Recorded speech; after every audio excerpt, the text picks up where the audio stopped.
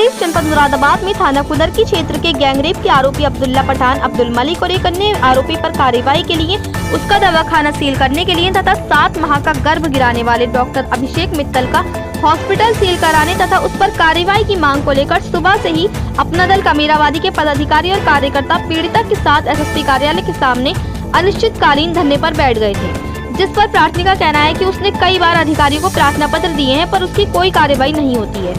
अब पीड़िता पुलिस से तंग आकर अनिश्चितकालीन धरने पर बैठ गई, जिस पर रात होते ही पुलिस प्रशासन परेशान होता हुआ नजर आया।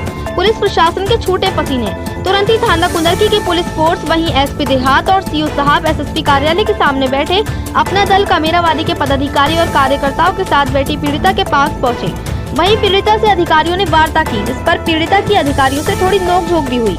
वहीं कहीं न कहीं सीओ साहब भी अपनी कमी को मानते हुए नजर आए। इतनी प्रार्थना पत्र और ज्ञापन दिए जा चुके हैं, अगर पहले ही सुनवाई हो जाती और उस पर संज्ञान ले लिया जाता तो आज पीड़िता की अनिश्चितकालीन धरने पर बैठने की नौबत न आती। लेकिन फिर भी पुलिस देर आई पर दुरुस्त आई। वहीं कहीं न कहीं पुलिस प्रशासन पर इस अनिश्चितकालीन धरने का असर साफ दिख रहा है। वहीं अधिकारियों ने पीड़िता से बात करके 5 दिन का समय लिया है और आश्वासन दिया है कि 5 दिन के अंदर अंदर आरोपी अब्दुल्ला पठान अब्दुल मलिक और एक अन्य व्यक्ति तथा गर्भपात करने वाले डॉक्टर अभिषेक मित्तल का अस्पताल भी सील होगा और इन सभी आरोपियों पर कार्रवाई होगी। वहीं आरोपी अब्दुल्ला पठान की मुश्किलें बढ़ती हुई नजर आएंगी। 5 दिन के अंदर अंदर अब्दुल्ला पठान, डॉक्टर अभिषेक मित्तल सहित अन्य आरोपी भी होंगे जेल की सलाखों के पीछे। वही देखना ये रहेगा कि पुलिस इसमें कितनी तेजी से कार्रवाई करती है और किस चीज पर पुलिस की गाज गिरती है। पुलिस प्रशासन पूरी तैयारी के साथ आरोपियों पर करेगा कार्रवाई। वहीं एक और जहां थाना कुदरकी पुलिस ने पीड़िता के केस में एफआईआर लगाती थी, वहीं अब पीड़िता के अनिश्चितकालीन धरने पर बैठने से तुरंत ही थाना कुदरकी पुलिस भी हरकत में आई। तो वहीं एसपी ग्रामीण कुंवर आकाश सिंह ने मीडिया को जानकारी देते हुए बताया कि सुबह से पीड़िता यहां धरने पर बैठी हुई है, जिनसे हमने वार्ता की है। उनके कुछ पॉइंट्स है जो कि अस्पताल की जांच चाह रही हैं और कोर्ट से री इन्वेस्टिगेशन के थ्रू जा रही हैं। पीड़िता से बात कर ली है और जो भी इनकी मांगे हैं उसके हिसाब से आगे की कार्रवाई करेंगे तथा पीड़िता के द्वारा ज्ञापन भी दिया गया है। इसमें कुछ पुराने इश्यूज थे जिनके हिसाब से आगे उच्च अधिकारियों से बात करके जांच की जाएगी और जांच में जो भी निकल कर आएगा उस पर विधिक कार्रवाई की जाएगी। वहीं अपना दल कमेरावादी के मंडल अध्यक्ष डॉक्टर रामेश्वर दयाल तुरेहा ने कहा कि पुलिस प्रशासन और अधिकारियों द्वारा हमें 5 दिन का आश्वासन दिया गया है, लेकिन यदि 5 दिन के अंदर कार्रवाई नहीं होती है तो हम दोबारा से यहीं आकर अनिश्चितकालीन धरने पर बैठ जाएंगे।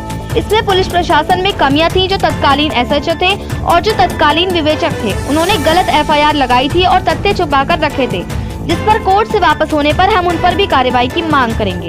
तो वहीं अब अधिकारी द्वारा 5 दिन का समय दिया गया है और आश्वासन दिया गया है।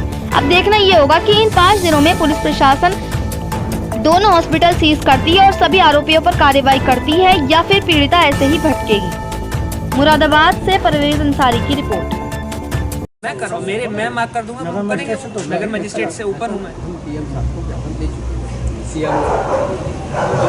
कोई कार्रवाई मुझे टीचर मैं इसको पर्सनली देख के मैं पर्सनली इसलिए तो मैं आया हूँ भाई। आप सर को देख लीजिएगा। यहाँ तो आप हम नहीं देख पाए। अरे भाई जांच तो होगी ना, कितना टाइम चाह रहे हैं बताइए। हमने पहले से ऑलरेडी दे रखा है। तो सर को मुझे आप इससे पहले मिले थाने में था, तभी मैं आपसे मिलने गई थी। चल रहा था जो बता रही कि एक बार गई थी, 2 बार मैं गई थी। आप वहाँ पे पूजा नाम की लड़की है, आप उनसे पूछे आप कांस्टेबल थी। आप कितने 8 मुकदमे चलते हैं। मैं वहाँ ये भी बोल कर आई थी जिन में कि अगर मुझे इंसाफ नहीं मिला तो मैं अपने आप पेट्रोल गिरा के जान दे दूंगी। ये बोल के आई थी नहीं आपके ऑफिस में। एक बार मेरे ऊपर भी करके देख लीजिए। यहाँ तो आप कभी भी बैठ सकते हैं, बट आप मेरे ऊपर करके देखिए। मैं एक बार अपने स्तर से दिखवा लूँगा। नहीं होगा नहीं ऐसा नहीं है ना। देखो मैं अपने स्तर से इसको पर्सनली मॉनिटर करके दिखवा लूँगा एक बार। सबसे जो भी कार्रवाई हो सकती है वो करवा दूंगा। कुछ ना कुछ आपको निष्कर्ष इसका निकलेगा। आप बताइए कितने दिन में हो जाएगा? हाँ कि मैं जांच के तो उनको बोलता हूँ, जांच लेके सीएमओ स्तर से मैं तो जांच मिनिमम अधिकारी कैसे कह सकता है कि मालूम नहीं है? ये कागज हर अधिकारी के पास दौड़ रहा है।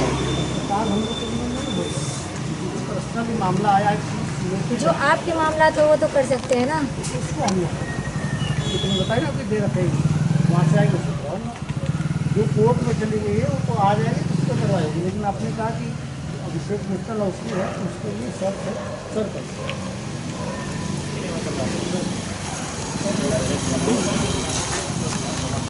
बहरहाल धक्के तो मैं खा रही हूँ, इसलिए तो मैडम परेशान तो मैं हूँ ना। मैडम इतने सारे अधिकारी मेरे घर में घुस के मेरे साथ दुष्कर्म किया मुझे उसने। दे दिया है तो मैं नीचे के हैं कि उसके बाद ऊपर के? करा- आ जाते हैं, नगर मजिस्ट्रेट आ जाते हैं। जो भी आ जाएंगे सबको मैं जाके दे दूंगा, उनसे डिस्कस कर लेता हूँ मैं क्या हो सकता है इसमें बताऊंगा आपको। फॉलो कर लेना। देखिए यहाँ पे ये सुबह से यहाँ पे आज धरने पे बैठी हुई थी, हमने इनसे वार्ता करी है। इनके कुछ पॉइंट्स हैं, कुछ अस्पताल की जांच चाह रही हैं और कोर्ट से इन्वेस्टिगेशन के थ्रू जा रही हैं। अब इनसे बात कर लिया गया है और जो भी इनकी मांगे हैं उसके हिसाब से हम लोग आगे कार्रवाई कराएंगे और ज्ञापन भी इन्होंने एक दिया हुआ है, उसमें जो भी कार्रवाई होगी उसमें हम करवा के आगे की विधिक कार्रवाई कराएंगे। इसमें कुछ इनके पुराने इश्यूज़ थे, कुछ इन्वेस्टिगेशन और कुछ मेडिकल हॉस्पिटल के जांच के रिलेटेड इश्यूज़ थे, वो सब डिस्कस हुए हैं। अभी आगे मैं उच्च अधिकारियों से बात करके इसमें आगे और कार्रवाई करवाई जाएगी। ठीक, अब उसमें जांच में जो भी निकल के आएगा उस हिसाब से करूँगा। Thank you. जी, आज हम अनिश्चितकालीन के लिए डीएम और एसएसपी कार्यालय पर बैठे हुए थे।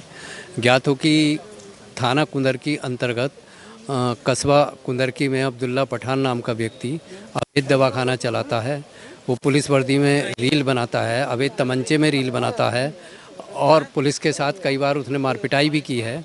तमाम मुकदमे थाना कुंदरकी में उस पर दर्ज हैं और जो अवैध दवाखाना चलाता है उसमें एक युवती को उसने नौकरी का झांसा देकर उसके साथ बलात्कार किया, उसके भाई ने बलात्कार किया, उसके दोस्त ने बलात्कार किया और उसके साथ मारपिटाई भी की।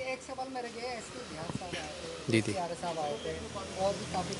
जी, क्या जवाब देते? एसपी देहात साहब आए थे और सीओ बिलारी साहब आए थे। उन्होंने हमें आश्वासन दिया है कि 5 दिन के अंदर जो अवैध दवाखाना चला रहा है वो और जो डॉक्टर अभिषेक मित्तल है ऑपरेशन करने वाला, इनके खिलाफ़ हम कार्रवाई कराएंगे और चुनाव बाद जो अब्दुल्ला पठान है जो पुनः विवेचना के लिए जब कोर्ट से हमारी वापस होगी तो उस पर शीघ्र ही कार्रवाई कराएंगे। तो